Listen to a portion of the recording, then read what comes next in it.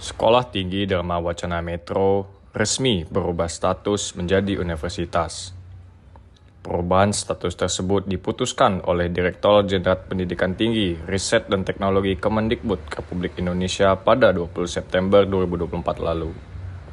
Rektor Universitas Dharma Wacana Metro, Profesor Sony Isnaini menjelaskan, awalnya Yayasan Sekolah Tinggi Dharma Wacana ini memiliki 4 perguruan tinggi swasta, yaitu Sekolah Tinggi Ilmu Pertanian, Sekolah Ilmu Sosial dan Politik, Sekolah Tinggi Manajemen Informatika dan Komputer, serta Akademi Keperawatan. Dengan begitu, kampus yang berada di Jalan Kenanga Mulyojati, Metro Barat Kota Metro ini kini memiliki 4 fakultas, yaitu Fakultas Pertanian, Fakultas Ilmu Sosial dan Politik, Fakultas Teknologi Bisnis dan Sains, kemudian Fakultas Ilmu Kesehatan.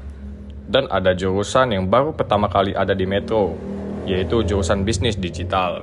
Mana kita terdiri dari 4 PTS awalnya, yaitu PTS Sekolah Tinggi Ilmu Pertanian Dharma Wacana, Sekolah Tinggi Ilmu Sosial dan Politik Dharma Wacana, Sekolah Tinggi STIMIK, dan Akper Dharma Wacana.